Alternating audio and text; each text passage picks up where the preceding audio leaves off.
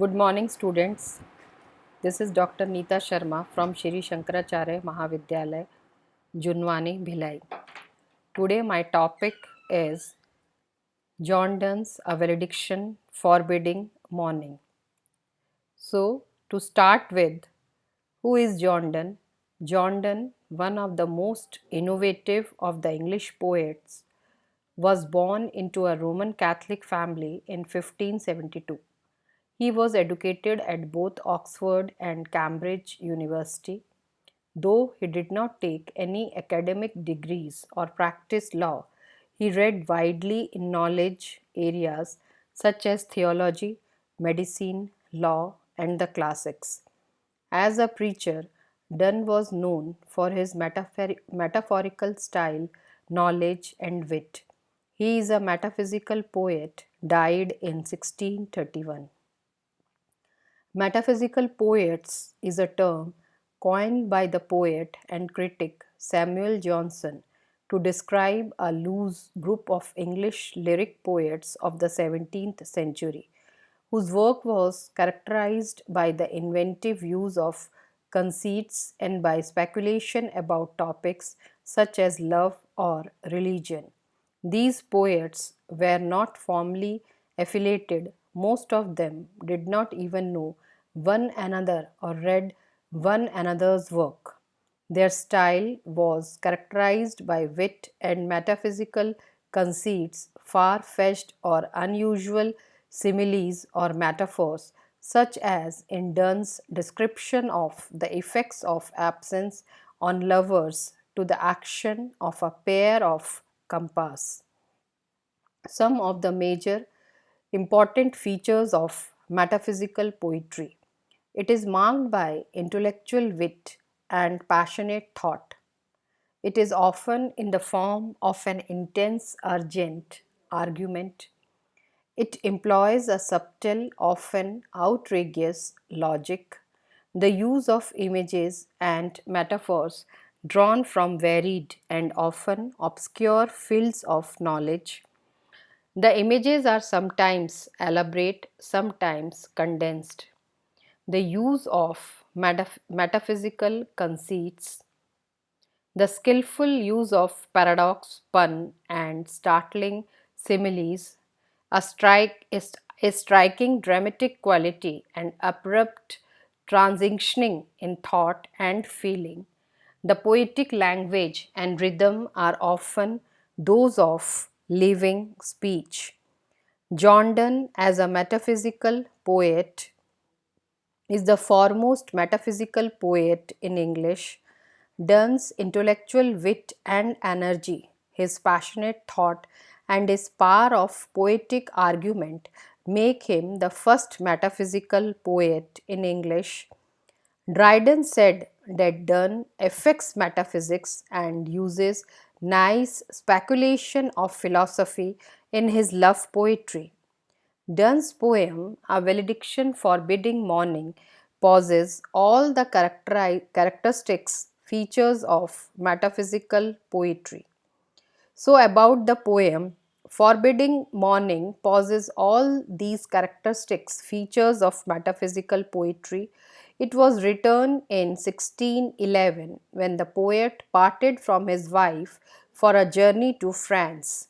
I of the poem may be the poet himself, or the I can be taken to mean an imaginary lover speaking to his beloved. Donne returned from his continental tour in 1612 and was reunited with his wife. So we start the summary of the poem. The poem is in the form of an argument made by a lover to his beloved. The lover wants his beloved not to grieve at the time of their parting. He compares separation to death. Virtuous men die peacefully, but ignorant persons are afraid of death. It is not wise to exhibit one's grief to the world. The poet makes a distinction between physical love and spiritual love. Those who delight in physical love cannot be a separation or parting, but those who love rest on the soul can bear physical separation. The lover tell his beloved that their two souls are one. Therefore, parting does not mean a break, but an expansion of their soul. Even if their souls are two, they are related to each other in a deep sense.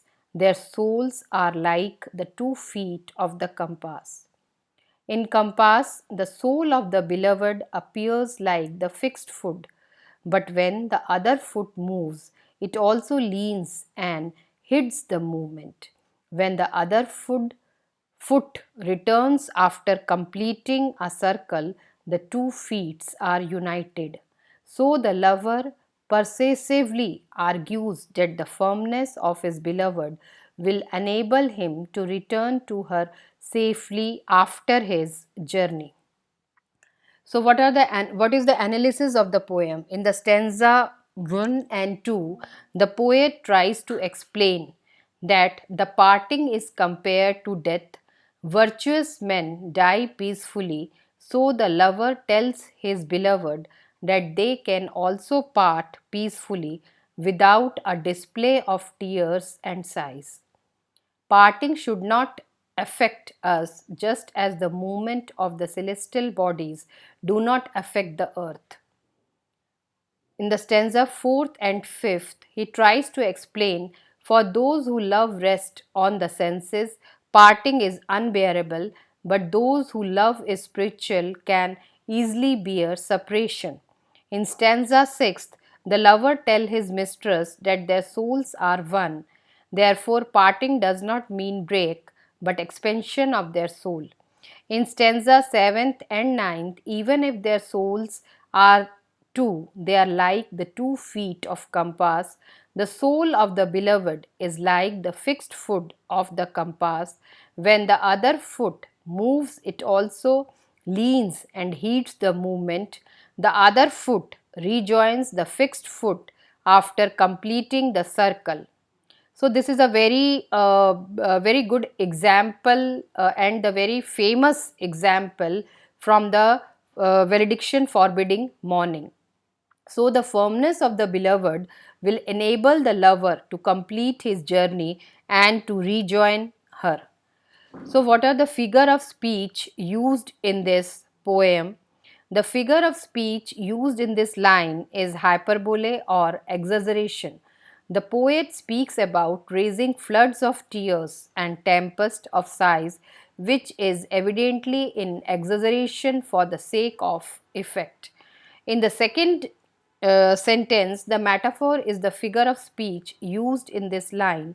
True lovers are compared to ordinary priests. If they weep and sigh during separation, they will be like laymen and not like the priest of true love. In the next sentence, the figure of speech of earthquake in this line suggests that lovers should not express great emotions at the time of parting. So in this lines, the figure of speech in this line is earthquake which frightened people, but the movement of the heavenly bodies, although far greater than the earthquakes, is not felt by the people. In this line, the poetic device used in this line is assonance and alliteration. So, the rhythm scheme employed in the poem is A B A B C D C D. Thanks.